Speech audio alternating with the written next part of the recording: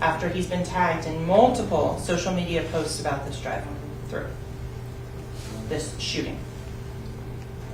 And Mr. Demons responds very succinctly, "I did that." Shh.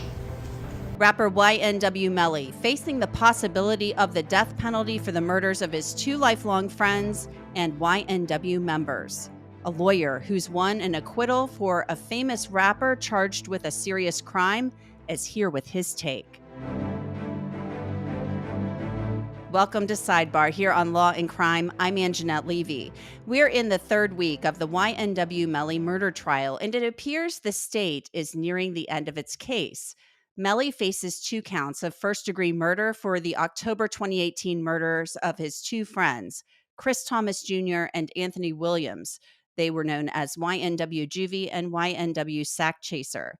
The jury has seen a lot of circumstantial evidence in this case. Joining me to discuss this case is somebody who is experienced in representing high-profile rappers. He is Fred Perri. He is a defense attorney based in Philadelphia, and he has actually won an acquittal for the rapper Beanie Sigel in an attempted murder case.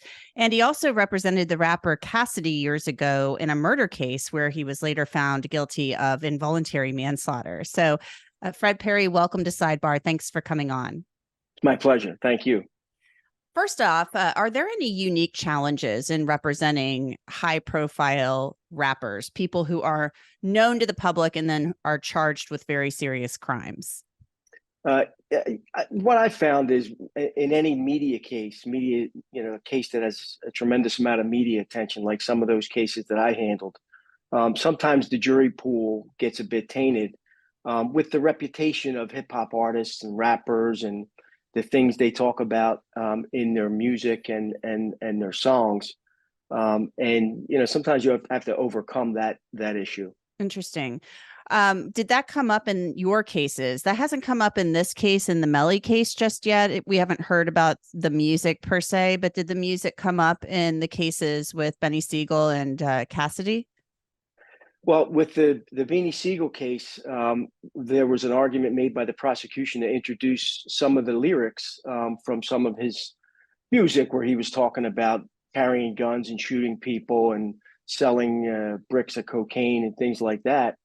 And we were able to argue successfully to keep that out of the case. And I simply made the argument that, if Robert De Niro or Al Pacino or Marlon Brando was charged with shooting someone, would they introduce scenes from The Godfather, to support the theory of the case? And fortunately, the judge ruled in our favor on that case. That's a really good argument, actually. And I know it's been really controversial. It's true, though. I mean, would you do that? Probably not. Marlon Brando on trial, you're not going to pull up, Godfather 2 or Godfather 1, I should say, and show him talking to Michael or whatever. Okay, so let's look at the Melly case, specifically. So far, what are you thinking of what you're seeing with the evidence in the Melly case? Well, I think the biggest problem the defense is going to have, from what I've seen with the evidence that has been presented and may be presented in the future, is that there seems to be some type of a cover-up initially, creating a fake scene where this incident occurred. I think Melly has said in a statement, or someone has said, that he wasn't in that vehicle when the shooting occurred, and then they find video of him actually leaving the recording studio and getting in that vehicle with the 2 decedents and the co-defendant. So I think, oftentimes when defendants try to cover up what they've done, it becomes more of a conscious knowledge of guilt and really assists the prosecution. And I think that's an interesting point you make, because we have Cortland Henry Bortland, YNW Bortland, who gave a statement to law enforcement at the hospital saying, Melly wasn't in the car. I showed up at the hospital with my 2 friends, Juvie and Sack Chaser. But we have the surveillance footage showing them leaving the recording studio. And Melly is clearly in the backseat of that vehicle, in the driver's side. They leave at like 2:19 a.m. He's in the driver's side back seat. And then, about 2 hours later or so, they show up, or I should say Bortland shows up at the hospital with the two victims in tow. So then they've got the cell phone evidence to go along with that. So that to me is a huge hurdle to get over, this initial lie. And yeah, that, and then when you look at the forensic evidence that has been uncovered in the case, they looked at blood spatter, they looked at bullet trajectory, to find where the origin of the initial shots or the kill shot, so to speak, came from. And it looks like it came from that left side rear seat of the vehicle where he had gotten into the car. Now, there's no question there's a lot of circumstantial evidence here in this case, and circumstantial evidence alone can lead to a conviction in a murder case, and has done so. And I've handled cases where we had nothing but forensic circumstantial evidence. And the problem from the defense perspective, when you have circumstantial evidence, if you can't present expert testimony to rebut the prosecutor's circumstantial evidence of criminal activity, then you're basically swinging at shadows, because there's nobody to cross-examine. You can't call anybody a liar. So you can only challenge how this evidence was recovered, chain of custody, how it was tested, were those procedures proper. And again, if you don't have your own expert, you're kind of just, chasing wind. Yeah, and we think that they will. We have to take a peek at the defense witness list. I mean, they're definitely going to put on a case. We're nearing the end of the state's case right now. One thing that I find kind of damning, and I'm sure the defense for Melly will say, well, it's not damning for Melly, it's damning for Bortlen, is the fact that they photographed Bortlen at the hospital. He claims to have been involved in a drive-by shooting. However, he doesn't have any blood on him. He doesn't have a scratch on him. And I understand that a lot of these shots in the so-called drive-by came from the passenger side. So obviously it would have hit the passengers first. But we've got a vehicle with the back window blown out, windows blown out everywhere, bullet holes riddle the outside of it from the passenger side. Does it seem unrealistic to you that Bortlen would show up at the hospital and be photographed and not have a scratch on him after going through such a violent incident? It would be completely unreasonable for him to have not a scratch on him when he arrives at the hospital. As you've indicated, it sounds like they've portrayed this violent scene of multiple shots being fired into this car, significant amounts of blood in the car. And you add the fact that he has no injuries whatsoever, obviously is problematic for him, but again, may not be so for Melly, but it's certainly problematic for him. Mm-hmm. And then you take it a step further, and law enforcement actually went to the area where they said this drive-by occurred, and they didn't find any forensic evidence at the scene. They actually found a shell casing inside their car, inside the car where the decedents were actually shot. So I think it's damning evidence. Interesting. One of the witnesses that has gotten a lot of attention in this case is Felicia Holmes. She is the mother of Mariah Hamilton, who was dating Melly at the time. And, she had given a prior statement to law enforcement back in 2018 saying that Melly called her daughter early that morning after the homicides, claimed he had been in a drive-by. She has since recanted that in her deposition and now is acting like she doesn't remember these things. And she was questioned as a hostile witness by the prosecution. I want to play a brief clip of that. She was questioned about money that she received from Melly via his manager. Let's take a look. Ms. Holmes, how much money has the defendant's manager given you since the October of 2018? Objection. Relevance. Why don't you come sideways? Okay, so I'll ask again. Yes, ma'am. How much money have you gotten from the defendant, Jamell Demons' manager? None. And with regards to that specific statement,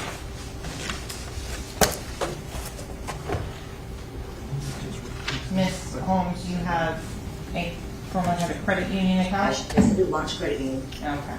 And at Launch Credit Union, you've banked there for a number of years? Many years. The credit union that you've been at, it's been your account, and I won't put your account number on the record for that reason. Can I object to this line of questioning based on the court's ruling? Objection, no, it's overruled. Proceed. So your testimony is that you have never been given money whatsoever. I've never been given money for personal use. Okay.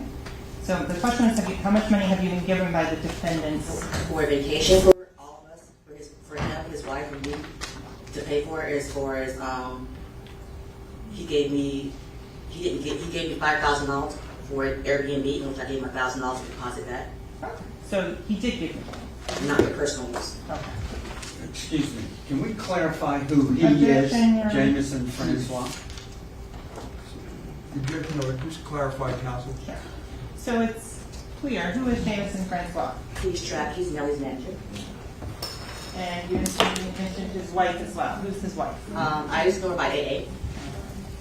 So AA and his wife. We were all good friends. So, Fred, I'm kind of wondering what you think of this testimony, because Felicia Holmes is, she's a hostile witness. She's claiming she's been intimidated by the prosecution. She's been arrested because she wouldn't come to court. These are all her claims. She's being treated as a hostile witness. She's received money from Melly's manager. There are Instagram messages in which, she's talking about, she should have gotten money or something to this effect. I mean, does it make Felicia Holmes look like a liar, or is the jury, in your opinion, going to believe that, she was pressured to make a statement making, Melly look bad? Well, when you're selecting jurors in these types of cases, you ask jurors to bring their common sense with them, their life's experiences, to size up a witness's credibility. I looked at the testimony. Her credibility was terrible as far as I was concerned. It looked to me like she was just trying to get out of the initial statement that she had made to law enforcement, which was a problem for Melly. And it gets back to what I said before. The cover-up is the problem. When you start covering up and trying to pay witnesses and have witnesses recant what they said, I think that's going to be a problem for them. And she was also questioned about a statement that she made saying Melly would pay her to quit her job, and it all turned out to be a lie.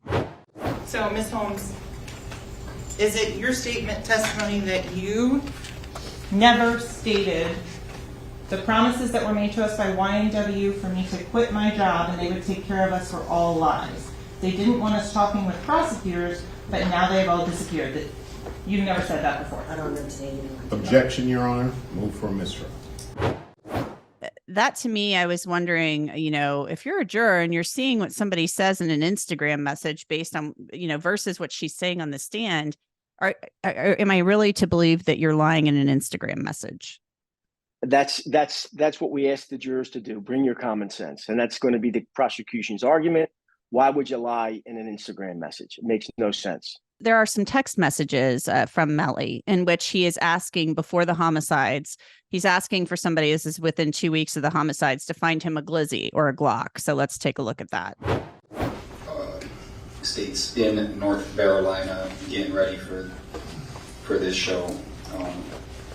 Obviously, he's taking up a C in North Carolina, replacing it with a big B. Lights.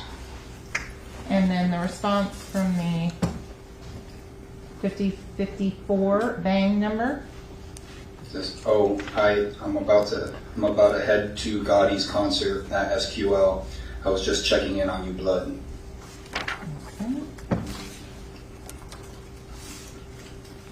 On page 17, October 14th of 2018. Can you read that one and then explain what it's meaning? 9807 number asks, you know someone selling a glizzy? Glizzy is a slang term for a Glock. Okay. Then continuing on to the next page on page 18. What is the 9807 asking at, again, October 14th, 2018? He again asks, without putting a question mark, but any gun, basically saying he'll take any gun. Okay. So Fred, before the homicides, he's looking for a Glock. Okay. We don't know the exact type or whatever of Glock, but he's looking for any handgun. Then all of a sudden we have a double homicide. We can't find a murder weapon. After the homicides, then he's asking his mother for a Glock. So is this incriminating at all, or could this just be coincidental that a rapper and a guy wants a gun? He wants to carry a gun for protection before the homicides and then obviously after the homicides, or do you think this looks bad for Melly? I think it looks bad for him, but what else is the defense going to argue? They're going to argue that the defense is going to say that he could have wanted a gun for any number of reasons, for his own protection, of his home, of his family, of himself. And then maybe afterwards, when he saw that friends of his, associates of his, were in fact murdered, he wanted to have a gun for his own protection. But I still think it's not a good look for him. Yeah, it kind of looked like it could possibly be him looking for a gun before the homicides. I think a reasonable juror could see that, looking for a gun to carry out the homicides, and then possibly looking for a replacement afterwards. Because he got rid of the gun after the shooting. That's the argument. Another thing that the state is relying heavily on in this case is the fact that the victims in this case, according to the medical examiner, suffered fatal gunshot wounds, but then suffered other gunshot wounds after they were already dead. Let's take a look at some of the ME's testimony. The first injury to the head, what's it? Back Back of the head was the fatal injury. Right. So in this case, that's the fatal injury because the other two, he was dead when they were inflicted. So this person, when he received the other two injuries, was already deceased. Correct. Did not suffer any pain from those two injuries. He's already dead. Fair enough. So Dr. McDougall is essentially saying that these victims, at least one of them, was shot after they had already died. This plays into the state's theory that the drive-by never happened, that it was staged. How did you think the ME came across on the stand? I think the medical examiner came across well and presented pathological evidence that I think is going to be a problem for the defense, because it gets back to what I said before. The strongest argument for the prosecution is the cover-up. This is more evidence of a cover-up after a murder is committed. So I think that's going to be the prosecution's argument. You know, if you're the defense in this case, what do you do? I mean, if you are looking at this case and sizing this up, what is your strategy? What is your tactic? Well, again, you're going to have to combat the circumstantial evidence with your own presentation of expert testimony to raise a reasonable doubt about the DNA, the blood spatter, the trajectory of the shots. And again, you don't have direct evidence of him being in that car, because we have it in the beginning of, when he gets in the car, but, a period of time passes before they claim this incident happens and the three of them get to the hospital. So I think I just continue to make the argument that there's no direct evidence. There's no murder weapon. There's no direct evidence that he's involved in this crime whatsoever. And I think that's what you have to argue. And hopefully you did well with jury selection. How do you explain, though, that Melly gets in the vehicle with his 4 YNW members who are, 2 of them lifelong friends of him, Juvie and Sack Chaser, and then it's 2:19 in the morning. They're all in the vehicle together. There's cell phone evidence showing these people traveling together. And then all of a sudden, 4:35 a.m., Bortland shows up at the hospital with 2 dead young men in the vehicle, and there's no Melly. I mean, don't you think the defense has to explain that to the jury? You're going to have to explain it. I don't know if you have Melly testify. I don't know that you can do that, because he'd have to take himself out of that car at some point before this incident occurs. But I just think the case is a problem for the defense, a significant problem for the defense. And using a football phrase, sometimes you got to rely on a Hail Mary in these kind of cases, and maybe you deadlock the jury with 1 or 2 jurors. But this is a death penalty case too, so I think it ups the ante too. It raises kind of the pressure level. It raises the pressure level, and it also gives you what is known as a death qualified jury. So you have people now on this jury that are capable of voting to impose a death penalty. So all those people that would not be capable of imposing a death penalty had to be excused from the jury panel. So you've got a much more conservative leaning juror here in the case. So sure, the ante's up, and I think the defense is in a significant uphill battle here. Very interesting. Just one final note, and there was an Instagram post that the state referenced in their opening. And in this Instagram post, somebody is like messaging Melly, offering some condolences for what has happened. And he says, according to the prosecutor, I did that. Shh. How do you refute that? Because I would think you'd be like, oh my, yeah, my friends are dead. It just seems kind of strange unless the guy's just blowing smoke or whatever. So how do you combat that? That's the only argument to make, that he's just blowing smoke, which makes no sense whatsoever. No sense. I don't know why, if your friends were killed, you would tell anyone anything close to I did that, and then shh. It makes no sense. Interesting. Well, Fred Perri, we really appreciate your time. Thank you so much. It's been really wonderful speaking with you, and we hope you'll come back sometime. Thank you. Sure. My pleasure. Thank you. That's it for this edition of Law and Crime Sidebar Podcast. You can listen to and download Sidebar on Apple, Spotify, Google, and wherever else you get your podcasts. And of course, you can always watch it on Law and Crime's YouTube channel. I'm Angenette Levy, and we will see you next time.